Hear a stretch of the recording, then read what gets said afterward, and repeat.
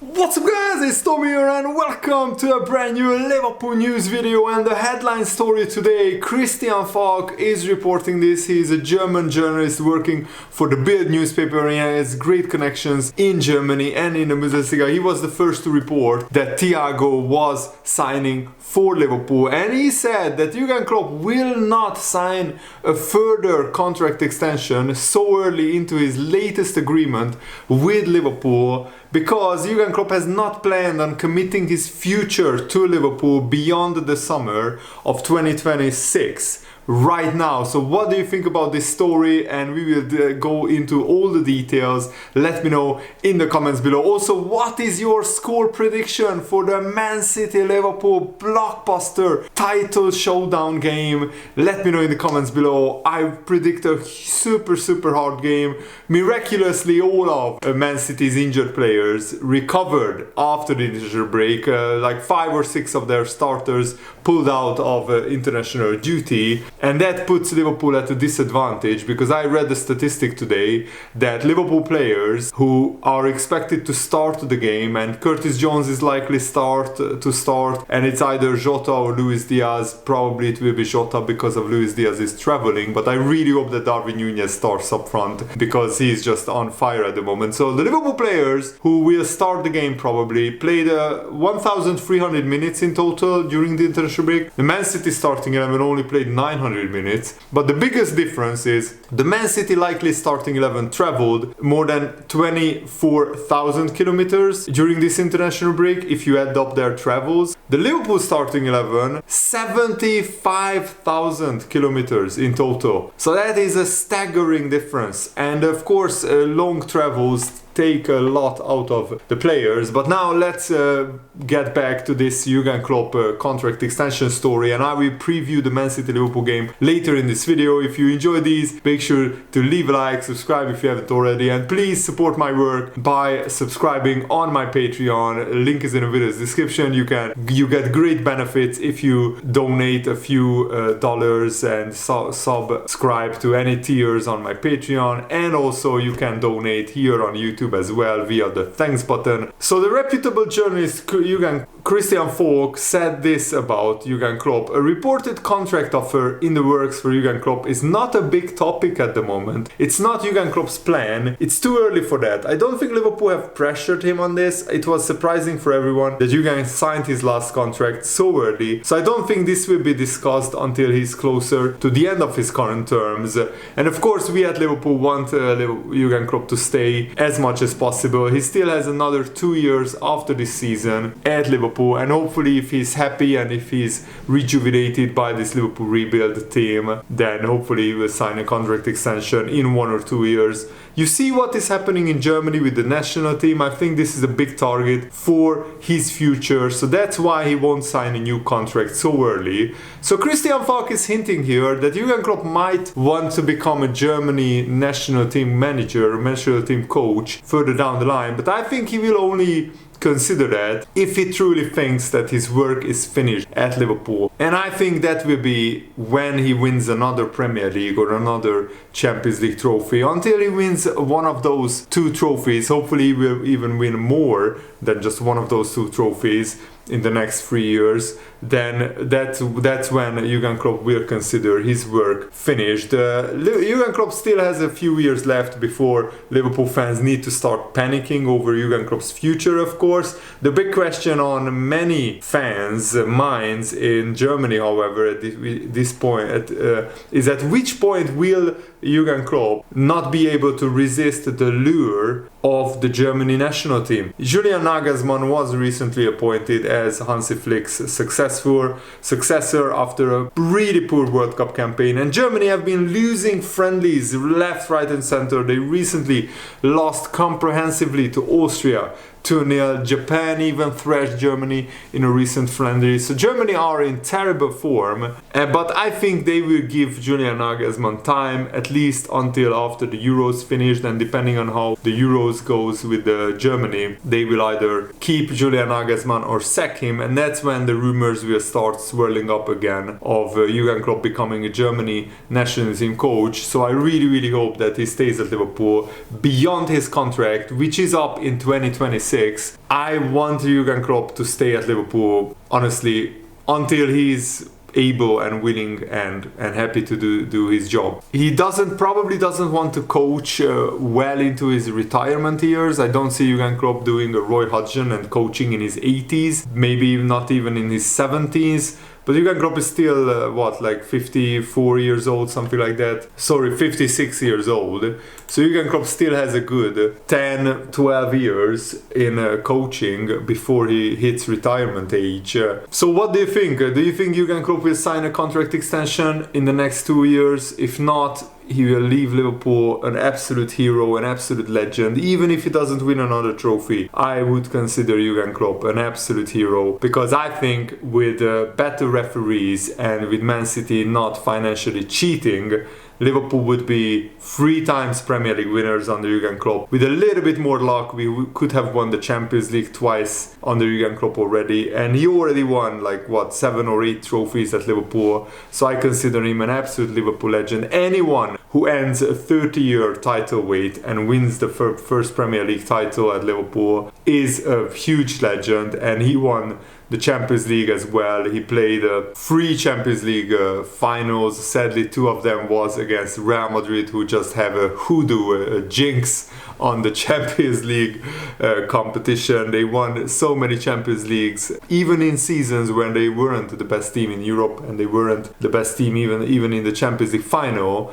when they beat Liverpool the last time. I know I'm salty, I'm sorry guys, I'm a Liverpool fan. I think Liverpool deserved to win the last Champions League final that they played against Real Madrid, but that's how football is sometimes. What is also interesting is Man City have probably their best midfielder, Kevin De Bruyne, boyhood Liverpool fan, and now Aguero, probably the biggest Manchester City legend. He recently confessed that he was also a Liverpool fan growing up. He said, "I used to like Liverpool when I was younger because of Michael Owen, who had also started as a teenager. Even when I was playing on my PlayStation, I tried to play like Michael Owen." And Aguero was quizzed about, during his career, could he have joined Liverpool? I wouldn't know really. I've read that they didn't go out for an offer because I was very young and it seemed like the risky bet for the transfer cost. But in my 10 years at Man City, we have had amazing games with Liverpool, even more so lately.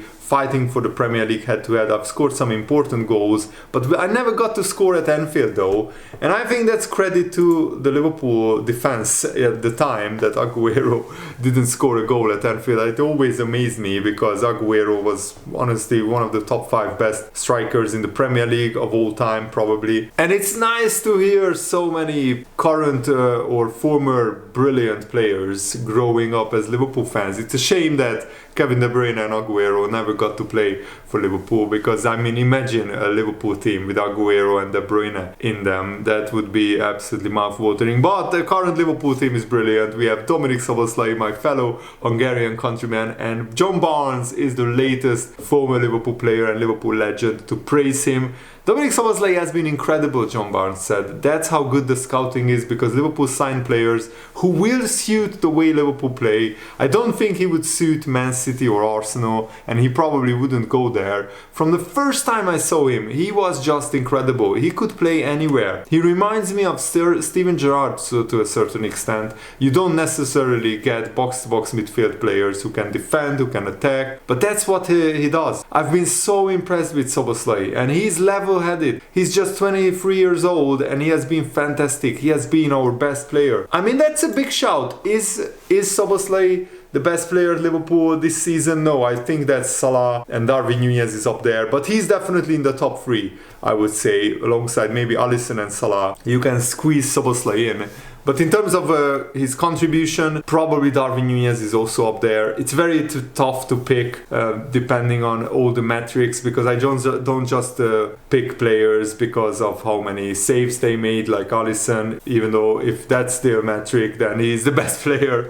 He's the best goalkeeper in the world, definitely. but also in terms of goal contributions and assists, Darwin Núñez has contributed more to the Liverpool goals. But Szoboszlai, with his work rate and the way that he constantly plays well, it just amazes me. He very rarely, if ever, makes a bad decision, makes a bad pass, and that's the sign of a world-class player. And he's only 23 years old. He's becoming world-class in front of our eyes, and I really hope that Szoboszlai plays for Liverpool for the next 10 years. It's a dream come true to see a fellow Hungarian play for my favorite team and actually be one of the best players on the team as well. It's an absolute dream come true. And now let's talk about the Man City game. I think a key battle will be, can Liverpool stop Erling Haaland scoring? Can they stop the balls, the deliveries into Erling Haaland? And also, can Liverpool utilize Darwin Núñez's pace and Luis Diaz's pace behind Man City's high line?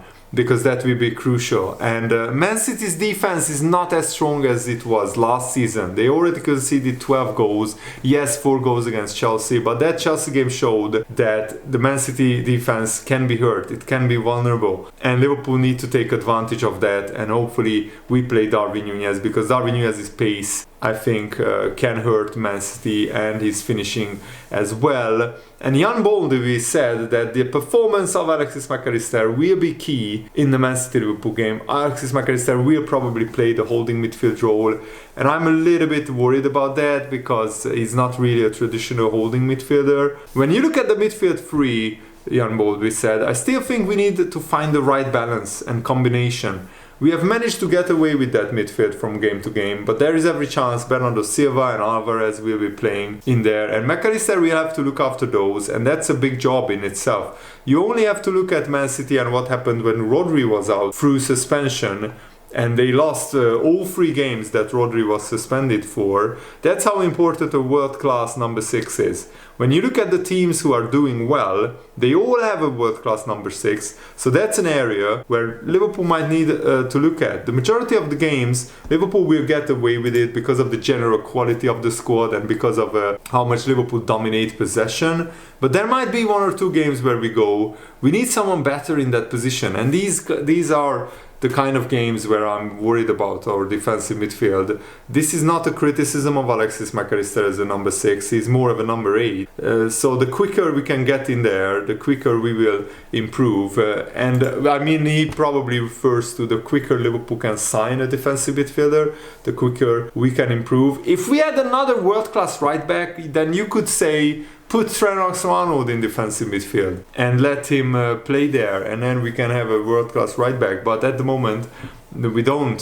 Joe Gomez is very good, but he doesn't offer anywhere near the same threat as Trent Alexander-Arnold, and defensively he can be suspect. But this season, both Joe Gomez and Matip have been really good, much better, miles better than last season. And I think hopefully Konate will be fit for the game, and Gravenberch is an injury doubt, Curtis Jones is an injury doubt, but they are all back fit and training. And apart from Thiago and Bajcetic, I don't think and some long-term injuries at left back like Robertson, I don't think there is any new injury concerns for Liverpool. So that's good that almost the whole Liverpool squad could train together before the Man City game. I think the key battle will be Erling Haaland against Virgil van Dijk. Can Van Dijk keep Haaland quiet? He's their biggest threat. If Haaland can be kept quiet, Liverpool have a hell of a chance, because Haaland scores literally like half of Man City's goals, and almost half. And despite some shaky performances last season, Virgil van Dijk coped well with Haaland last season, and very few centre-backs can contain Haaland, but Van Dijk has been the best centre-back this season in the Premier League in my opinion, and he certainly can contain Haaland when Van Dijk is on top form, and hopefully he will be. Another key battle is Jeremy Doku against Trent Alexander-Arnold. If Trent is caught up the pitch and Doku's pace in behind our Liverpool defense is a huge worry, because then Konate has to shift over, Van Dijk has to shift over, and either Tsimikas or Joe Gomez has to shift over. I would play Tsimikas in this game because he's a more natural left back than Joe Gomez, but maybe defensively Gomez is a little bit better. But on the left side it's pretty much dead when Joe Gomez plays, because he can't whip the crosses in with his left foot. He's right-footed, so it's a big dilemma for Jurgen Klopp to sort out before the game, that's for sure. And Pep Guardiola is doing the same tactic that Sir Alex Ferguson did before international breaks, that a lot of their players were apparently injured, and then after the international break they were back fit and playing. Ederson, Haaland, Rodri and Ake all pulled out of international duty, so they didn't have to travel, they didn't have to play, they just rested for 2 weeks, and then now they are back in training. Some of them, maybe they had little knocks. You should have pride in playing for your country. So these players pulling out is, I think, Pep Guardiola's influence, that he just told them, pull out of international duty, and it actually worked for them, which is a shame. Jamie Carragher also said for the Man City Liverpool game that where Jurgen Klopp and his coaching staff have a match-defining tactical puzzle against the side of City's class is maintaining the right balance between Trent Alexander-Arnold's attacking and defensive duties. My worry is, even against weaker sides, this has not been right. Liverpool's last Premier League away game was against Luton, and they were fortunate to escape with the draw. Luton's best player was Ogbene, who was under orders from the first whistle to attack the space down Liverpool's left. This remains a theme, an easy go-to strategy for opposing managers who identify a weakness in Liverpool, especially when counter-attacking. Konate plays at centre-back. Jurgen Klopp has someone with a pace to cover Trent when he's out of position, but it remains an imperfect solution. Liverpool's away form so far is poor, in stark contrast to their home record, which is 100%. Guardiola will be zoning in on this. It is no coincidence that Grealish enjoyed one of his best games in a Man City shirt against Liverpool in April, relishing the space and time he was afforded on the left, as he got the better of Trent Alexander-Arnold in 1-to-1 duels. So whoever plays on the left wing for Man City, Trent really needs to be on his game, and I would say to Trent, just rein in your attacking forays a little bit, and don't go out and attack too many times, because that could hurt Liverpool. Liverpool should maybe revert back to the old Trent Alexander-Arnold, who goes forward a little bit, but only on the overlap, not coming inside and being caught in the middle when Liverpool lose the ball. Let me know what you think about this tactical dilemma that Jurgen Klopp faces in the comments below, and thanks for watching, guys. Hope you enjoyed this. Have a nice day. See you later. Goodbye.